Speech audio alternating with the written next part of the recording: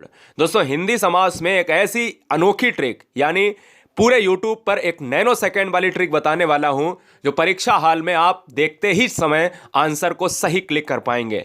Video को start करते समय बता दें कि एक पेन और एक कॉपी उठा लो और उस स्वर्णिम कलम से स्वर्णिम भविष्य को लिख डालिएगा। हम इस वीडियो को 10 मिनट में खत्म करेंगे। लास्ट में उसी ट्रिक के आधार पर हम कुछ क्वेश्चंस भी कर लेंगे जिससे आपको पता चल जाए कि हाँ ट्रिक सटीक है या नहीं। समास यहां पर हेडिंग डालिएगा। दोस्तों याद रहे कि आपको ये कोई भी किसी भी टीचर ने ऐसी ट्रिक बताई नहीं होगी आज तक। देखिए समास हेडिंग पड़ेगी, यहां से समास हेडिंग में आपको 4 क्वेश्चन स्टार्टिंग से ही इसकी परिभाषा से ही पूछ लिए जाते हैं। फिर हम चलेंगे दोस्तों ट्रिक पर, ठीक है। तो देखिएगा समास को क्या कहते हैं, तो ये जान लीजिएगा कि समास संक्षिप्तीकरण ही समास है, यानी जो संक्षेप है वही समास है। पहला क्वेश्चन। दूसरा एक स्टार बना के लिख लीजिएगा कि 2 या 2 से अधिक शब्दों के परस्पर संबंध बताने वाले शब्दों को क्या कहते हैं, तो यह भी क्वेश्चन आया है।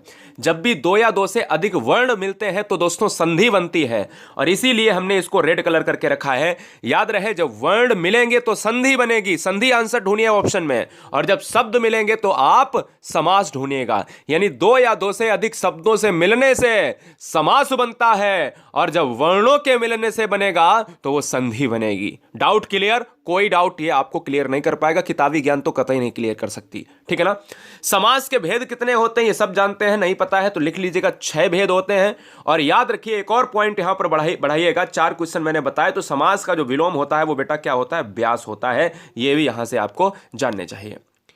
समास के भेद अगर 6 होते हैं तो कौन से होते हैं जो हम ट्रिकी वे में पढ़ने वाले हैं, 1 नैनो सेकेंड में पढ़ने वाले हैं। पहला है द्वंद्व समास, दूसरा है द्विगु समास, तीसरा है तत्पुरुष समास, चौथा है कर्मधारय, पांचवा है अव्ययी भाव और लास्ट वन छठा है बहुब्रीहि समास। दोस्तों यही समास एग्जाम में आएंगे, इससे ज्यादा आएगा नहीं। याद रहे यहां पर सबसे पहला जो है आपको डालना है हेडिंग द्वंद्व समास। द्वंद्व समास क्या है, कैसे इसको एग्जाम हाल में बहुत आसान तरीके से हम लॉक करेंगे। सबको पता होता है कि भाई उसमें देख लो द्वंद्व समास में कि ये वाला आपको चिन्ह दिख जाए तो बस वही आंसर है। ये गलती मत करना, ये चिन्ह दोस्तों अव्ययी भाव में भी मिलता है। जो आपको आज डाउट क्लियर, क्योंकि अधूरा ज्ञान लेते हैं बच्चे, वही अगर खतरनाक होता है। जैसे अगर मैं आपसे ये कह दूं ये बताओ रात रात में कौन सा समास है, रात और रात में कौन सा समास है, तो बहुत से बच्चे कहेंगे द्वंद्व है, जो पूरी तरीके से गलत है क्योंकि आपने देख लिया योजक चिन्ह। तो आपका ज्ञान भैया बिल्कुल पूरी तरीके से नष्ट हो गया, जिनको नहीं पता है, ठीक है ना। अगर मैं आपसे बात करता हूं द्वंद्व समास क्या होता है, सबसे पहले ये पढ़ो, बाद में हम अव्ययी पढ़ेंगे। जिस समास में पूर्व पद और उत्तर पद दोनों ही प्रधान होते हैं, मतलब क्वेश्चन यहीं से बनता है, बहुत बार बना है, इस बार भी बनेगा। जिस समास के दोनों पद प्रधान हो, यानी पूर्व पद और उत्तर पद, अगर किसी समास में दोनों पद प्रधान होते हैं तो वो समास कौन सा होता है, तो लिखिए अपने नोट्स में, उसे द्वंद्व समास कहते हैं। यानी दोनों पद प्रधानता वाला समास द्वंद्व होगा, कोई डाउट नहीं। अब देखिएगा इसकी ट्रिक 2 है। अब 2 में एक ही ट्रिक आपका काम आ जाएगा। द्वंद्व समास में अधिकतम, हमने वर्ड लिखा है अधिकतम, सभी में नहीं, 99% जो है इस चिन्ह का यूज होता है, 1% नहीं होता है। 99% कहां पर होता है वो भी बताएंगे दोस्तों। द्वंद्व समास में अधिकतम जो है योजक चिन्ह का प्रयोग होता है और द्वंद्व समास में और विभक्ति का लोप होता है। जैसे अगर मैं बात करूं दोस्तों राम सीता, एक तो इस तरीके से अगर लिखा है तो आपने ये देख लिया कि भैया ये वाला जो है ये वाला चिन्ह लगा है तो लगा दिया, और राम और सीता इसको जब तोड़ोगे तो यहां पर निकलेगा मुख से कि राम और सीता, तो तुरंत हो गया। लेकिन दोस्तों हमेशा आपको एक चीज याद रखना है कि द्वंद्व समास कब होगा।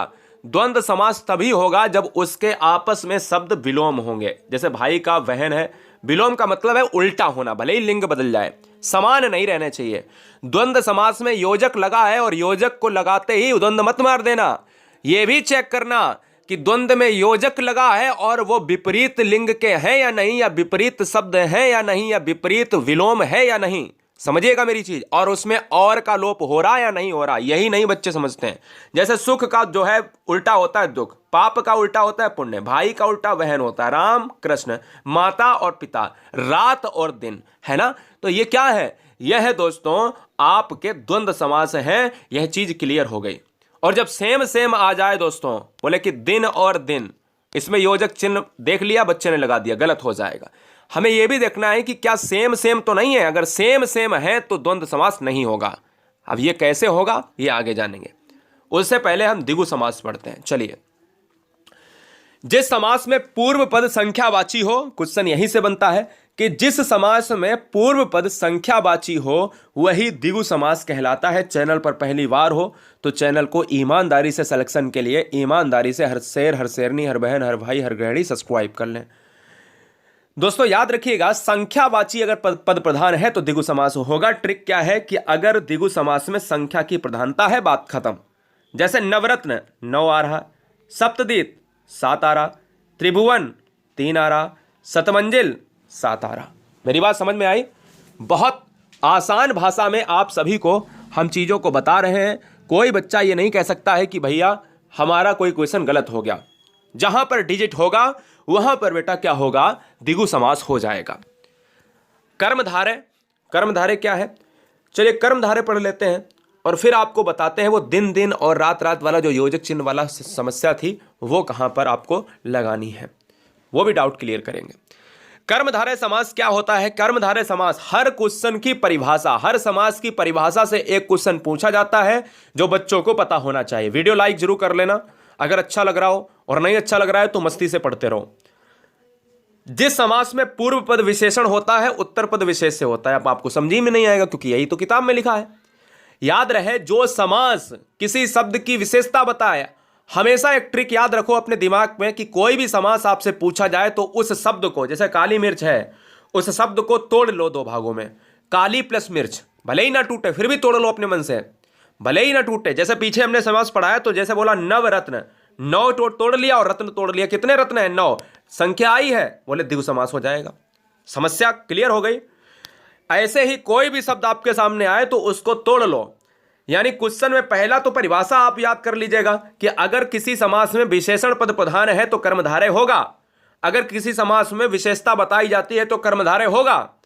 अब ट्रिक देखिएगा, विशेषता बताने वाले को कर्मधारय कहते हैं, यही ट्रिक है। अब बोले सर कैसे पहचानेंगे? मैंने कहा शब्दों को तोड़िए, लिखिए आंसर, लिखिए वहां पे क्वेश्चन लिखिए एग्जाम्पल में कि काली मिर्च। अब मैंने अगर लिखा भी भाई कि काली है और एक तरफ लिखा मिर्च है, क्लियर है? तो ये मिर्च कैसी है दोस्तों? काली है। ये मिर्च की विशेषता है कि वो काली है। अगर मैं पूछूं कि तुम्हारे पास कैसा कोट है या तुम्हारा कैसा रंग है, बोला कि मेरा रंग जो है सफेद है, मेरा रंग काला है, तो उसके रंग की विशेषता है कि दोस्तों वो काला है। या मैं कहूं कि रमेश जो है बहुत ईमानदार लड़का है, तो उसकी क्या विशेषता है कि वो ईमानदार है। इसी तरीके से इस मिर्च की क्या विशेषता है? लाल है, नीली है, पीली है, हरी है। तो लाल मिर्च जो है कैसी है? या तो लाल होगी, लाल मिर्च भी कहीं ना कहीं कर्मधार है, काली मिर्च भी कहीं ना कहीं कर्मधार है। इसी तरीके से कमल कैसा है? नीला है ना? तो दोस्तों याद रखिएगा, यहां पर पीतांबर को आप थोड़ी देर के लिए अभी हटा दीजिएगा। पीतांबर क्यों हटा दीजिएगा मैं बताऊंगा। चंद्रमुखी, मुख कैसा है? चंद्रमा सा। सिंपल सी बात समझिएगा, सिंपल सी बात समझिएगा। अब पीतांबर दोस्तों क्यों? पीतांबर देखिएगा, पीला है अंबर कह सकते हो, लेकिन पीतांबर जब आपके ऑप्शन में बहुब्री ना हो तब आप कर्मधारय लगाइएगा। अभी मैं बताऊंगा कर्मधारय और बहुब्री में क्या फर्क है। सबसे पहले वो आपको जो है ये वाला डाउट क्लियर कर देते हैं जो मैंने वहां पर बताया कि द्वंद्व समास में क्यों ना लगाएं। जो योजक चिन्ह वाला है ये अधूरा ज्ञान आपका खत्म करते हैं। सबसे पहले अव्ययी भाव को यहां पर हेडिंग डालिए और उसमें लिखिएगा कि ऐसा कौन सा समास है, क्वेश्चन में पूछ सकता है, ऐसा कौन सा समास है जिसका पहला पद प्रधान होता है, तो दोस्तों अव्ययी भाव हो जाएगा। क्वेश्चन की ट्रिक लिखिएगा कि प्रत्येक उपसर्ग वाला समास अव्ययी भाव कहलाता है। अब आप कहोगे उपसर्ग क्या होता है? तो शब्द के आगे जो लगता है उसको उपसर्ग कहते हैं। शब्द के आगे जो लगता है उसको उपसर्ग कहते हैं। जैसे अगर मैं बात करूं कि प्रतिदिन, तो दिन के आगे प्रति लगा है तो ये प्रतिदिन, दिन के आगे प्रति लगा है, यही दोस्तों उपसर्ग होता है। याद रहे कि दुनिया का कोई भी शब्द है तो उसको तोड़ना पड़ेगा समास के लिए। ये मैं ट्रिक बताता हूं, ये कोई आपको नहीं बताएगा। ना किताब में लिखा होगा कि शब्द को तोड़ के तब आप समास करिए, मैं बताता हूं आपको। ना कोई यूट्यूब चैनल वाला बताएगा आपको, क्योंकि आपको ऐसी ट्रिक बता रहा हूं जिससे एग्जाम में 100% में आपको सोचना ही नहीं पड़े कि अरे ये भी हो सकता है क्या, ये भी हो सकता है। 2 ऑप्शन में कंफ्यूजन नहीं, सिर्फ एक होगा, धुआं धुआं करना है उसी एक ऑप्शन को। देखिए दोस्तों, दुनिया का कोई भी आपके पास शब्द हो तो उसको तोड़ लिया करिएगा। प्रत्येक उपसर्ग का मतलब है कि आप स्थान के आगे देखिए यथा लगा है, हमने कहा आ धन जीवन, जीवन के आगे आ लगा है, आंसर क्या हो गया? अव्ययी भाव। दिन के आगे प्रति तो उपसर्ग है, अव्ययी भाव। समय के आगे यथा उपसर्ग है, अव्ययी भाव। अब एक और चीज लिखिए कि अगर नोट में लिखिए नीचे, अगर कोई समास रिपीट शब्द होता है, जैसे रात रात और योजक लगा है तो बच्चे द्वंद्व लगा देते हैं। कोई भी शब्द रिपीटेशन में होता है, कोई शब्द बार बार आए और उसमें द्वंद्व वाला समास का जो योजक चिन्ह है यूज हो रहा है, तो दोस्तों वो अव्ययी भाव होगा। और जब दोस्तों आपस में विलोम हो, जैसे रात और दिन, तब क्या होगा? तब ये द्वंद्व हो जाएगा। क्यों? क्योंकि आपस में विलोम। आपस में जब विलोम ना हो दोस्तों, तो याद रखिएगा, क्या याद रखिएगा दोस्तों, तो वहां पर अव्ययी भाव होगा। क्लियर है? याद रखना है। और जब रिपीटेशन में हो तो दोस्तों वहां पर आप क्या लगाओगे? आप अव्ययी भाव लगाओगे। और जब ना रिपीटेशन में हो, जब विलोम हो, तो द्वंद्व लगाओगे। ठीक है, चलिए बहुब्री समास क्या होता है? बहुब्री समास दोस्तों देख लेते हैं क्या होगा।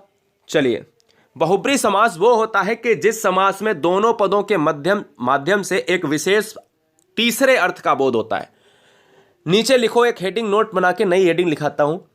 ऐसा समास जिसका कोई भी पद प्रधान नहीं होता है, वो बहुब्री समास कहलाता है। ठीक है, याद रखिएगा। दशानन 10 मुख हैं जिसके, अर्थात रावण। ठीक है, मेरी बात समझ गए? बहुत बढ़िया। दोस्तों आप समझ गए होंगे कि कहीं ना कहीं जो समास होता है बहुब्री में, वो तीसरे पद की प्रधानता की बात करता है। तीसरा अर्थ निकलना चाहिए। जैसे उस शब्द में कुछ नहीं है। जैसे अगर हमने बात करी, फिर से मैं रिपीट कर रहा हूं, दशानन 10 मुख हैं जिसके, अर्थात रावण। दशानन में रावण का तो जिक्र नहीं है, लेकिन आनन का मतलब है कि 10 मुख हैं, तो एक ही बंदा है, और एक बंदा है वो रावण। नीलकंठ भगवान किसकी? शंकर की बात कर रहा है। नीलाकंठ है जिसका लंबा है, उधर भगवान गणेश जी। गिरधर, गिरि को धारण करने वाले, अर्थात भगवान श्री कृष्ण। इन सभी में शिवजी हुआ, रावण हुआ, या गणेश जी हुए, श्री कृष्ण। इन ये क्वेश्चन पूछा जाएगा, लेकिन क्या इसमें ये जिक्र है? नहीं है। क्या नीलकंठ में भगवान शिव का जिक्र है? नहीं है। इसको निकालना पड़ेगा, इसको भी निकालना पड़ेगा, इसको भी निकालना पड़ेगा। बहुब्री तो बहुत आसान होता है। अब दोस्तों तत्पुरुष की अगर मैं बात करूं, तो आपको मैं बता दूं, यहां पर आपको 4, यहां 5 कर लेना। ठीक है ना, छठा हो गया था, 5 कर लेना बहुब्री में। छठा है तत्पुरुष। जिस समास में पूर्व पद गौड़ तथा उत्तर पद प्रधान हो, तत्पुरुष समास कहलाता है। यानी पहला पद जिसमें पूर्व पद प्रधान होगा, तो वो दोस्तों आपका अव्ययी भाव। जिसमें उत्तर पद प्रधान होगा, वो तत्पुरुष। ध्यान दीजिएगा, मेरी बात ध्यान दीजिएगा। अगर क्वेश्चन में पूछा जाए पहला पद प्रधान तो अव्ययी भाव, दूसरा पद प्रधान तो तत्पुरुष। दूसरे पद को ही उत्तर पद कहते हैं। तत्पुरुष समास के 6 भेद होते हैं। एक कर्म तत्पुरुष, करण तत्पुरुष, संप्रदान तत्पुरुष, अपादान तत्पुरुष, संबंध तत्पुरुष और अधिकरण तत्पुरुष। क्वेश्चन में यहीं से पूछा जाता है। तत्पुरुष थोड़ा सा आपको कठिन लगता है जब क्वेश्चन में ये पूछ देता है कि ये बताओ रोगग्रस्त में कौन सा समास है।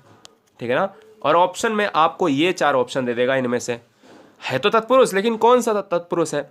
अगर आपसे कह दे कि रोग मुक्त में कौन सा समास है, तो भैया दिक्कत है। रोगग्रस्त में अगर देखा जाए तो करण भी आ जाता है। और रोग मुक्त की बात, जब कोई चीज़ अलग हो रही, रोग बिल्कुल जा रहा है, मुक्त हो रहा है शरीर से, तो अपादान तत्पुरुष, क्योंकि से आ रहा है। समझिए ट्रिक क्या है कर्म तत्पुरुष में, तो कर्ता ने कर्म को, हमेशा कर्म के साथ जो आपका विभक्ति होता है वो को का लोप होता है। जैसे मतदाता, मत को देने वाला, आंसर क्या होगा? कर्म तत्पुरुष। गिरह को काटने वाला, आपको उसका अर्थ निकालना होगा। गिरह को काटने वाला, तो को आया है तो कर्म हो जाएगा। यहीं पर करण तत्पुरुष में से आता है। विभक्ति क्या है? से। जहां करण कारक चिन्ह का उपयोग हो और से विभक्ति का प्रयोग हो। लिख लीजिएगा। जन्मजात में समास कौन सा है? अब 4 ऑप्शन दे दे, कर्म तत्पुरुष, अधिकरण तत्पुरुष, करण तत्पुरुष या कर्म तत्पुरुष या कर्ता तत्पुरुष, जो कुछ भी आपको दे फिलहाल। तो वहां पर अगर आपको यहां पर करना पड़ेगा कि भाई जन्मजात तो जन्म से उत्पन्न, तो जहां पर से आएगा वहां पर कर्ण तत्पुरुष। याद रहे कि अलग नहीं हो रहा है। जब से अलग के रूप में होगा तो अपादान होगा। मुंह मांगा, मुंह से मांगा, तो कर्ण तत्पुरुष। गुणहीन, गुणों से हीन, तो भाई कर्ण तत्पुरुष। मेरी बात ध्यान से सुन रहे हो? बहुत बढ़िया। संप्रदान तत्पुरुष का मतलब क्या है, जान लेते हैं। जहां संप्रदान कारक चिन्ह का लोप होता है। संप्रदान कारक चिन्ह का मतलब होता है कि कोई के लिए की बात कर रहा है, के लिए। ठीक है ना, और के लिए का मतलब होता है कि संप्रदान कारक होगा। आप संप्रदान तत्पुरुष को संप्रदान कारक से जोड़िए। जैसे हथकड़ी, हाथ के लिए कड़ी है तो आंसर संप्रदान। सत्याग्रह, सत्य के लिए आग्रह है, आंसर संप्रदान। युद्ध भूमि, युद्ध के लिए भूमि, जो भूमि है वो युद्ध के लिए है, तो आंसर संप्रदान। क्योंकि सभी में के लिए आ रहा है, संप्रदान हो जाएगा। जहां अपादान की बात करें तो अपादान हेडिंग डालिएगा। अपादान में क्या होता है? अपादान में दोस्तों अलग होता है। नोट कर लीजिएगा कि जब कोई चीज अलग हो रही हो। जैसे धनहीन, धन गया, धन से हीन, भाई धन जिसके पास नहीं है वही तो धनहीन है। भयभीत, भय से भीत, इसमें भी से आएगा, लेकिन फर्क इतना है कि इसमें जो है अलग नहीं हो रहा है और इसमें अलगाव हो रहा है। करण में साधन के रूप में होता है और अपादान में अलगाव के रूप में होता है। जन्माग्न, जन्म से अंधा, पूरी तरीके से आप याद रखिएगा। ठीक है ना। संबंध तत्पुरुष और अधिकरण तत्पुरुष दो बचे हैं, देख लीजिएगा। संबंध में क्या होता है, जहां पर रिलेशन को दिखाया जाए, जहां संबंध कारक चिन्ह का उपयोग होता है, जैसे प्रेम सागर। और संबंध कारक में क्या आता है, या तो का आएगा या की आएगा या के आएगा। ये हमेशा काकी के बराबर संबंध, ये आपको याद कर लेना है। याद रहे कि को आता है कर्म में, इसमें देखिए को कहीं नहीं है। संबंध तत्पुरुष में प्रेम सागर, प्रेम का सागर, काकी के आएगा अगर तो संबंध तत्पुरुष होगा। दिनचर्या, दिन की चर्या, संबंध तत्पुरुष। भारत रत्न, भारत का रत्न, संबंध तत्पुरुष, क्योंकि का की का इस तरीके से अगर आ रहा है तो संबंध तत्पुरुष होगा। अधिकरण तत्पुरुष में क्या होता है, तो अधिकरण तत्पुरुष की जो विभक्ति होती है वो में होती है, पर होती है। नोट कर लीजिएगा, जो मैं लिख रहा हूं उसको नोट करिए। जहां अधिकरण कारक चिन्ह का प्रयोग हो, मतलब यही तो चिन्ह है, यही तो चिन्ह है। और इसमें कौन से चिन्ह थे, काकी के, जो मैंने लिखाया है आपको। जैसे नीति निपुण, नीति में निपुण में आया है, अधिकरण हो जाएगा। आत्मविश्वास, आत्मा पर विश्वास, अधिकरण हो जाएगा। घोड़े पर सवार, घोड़े पर सवार, अधिकरण तत्पुरुष हो जाएगा। तो चलिए हम दो क्वेश्चन करते हैं कि किस समास में शब्दों के मध्य में संयोजक शब्द का लोप होता है। अब देखते हैं कि भाई आपने कितना पढ़ा है। तो हमने कहा कि संयोजक शब्द का जो प्रयोग होता है वो किसमें होता है, योजक चिन्ह की बात करें। अब ध्यान रहे, योजक चिन्ह केवल द्वंद्व समास में ही प्रयोग होगा। वो एक अपवाद के रूप में अव्ययी भाव की बात करता है, क्योंकि क्वेश्चन की परिभाषा ही द्वंद्व समास की है, जहां पर योजक चिन्ह प्रयोग हो, संयोजक चिन्ह प्रयोग हो। वो हमारे पूर्व पद संख्यावाची शब्द है, तो आंसर सिंपल सा है कि द्विगु समास हो जाएगा, क्योंकि कहीं ना कहीं हमारा संख्यावाची जो डिजिट बताता है वो ऑप्शन डी हो जाएगा। एक और कर लेते हैं, जन्माग्न। तो मैंने कहा जन्म से अंधा, तो से किसमें आएगा, तत्पुरुष में आ जाएगा। इसी तरीके से यथा स्थान, अगर कोई दुनिया का कोई भी शब्द है, अगर उसमें उपसर्ग लगा स्थान के आगे तो उपसर्ग लगा है तो वो अव्ययी भाव तो जाएगा, तो लेकिन उसका विग्रह क्या होगा, स्थान के अनुसार, है ना।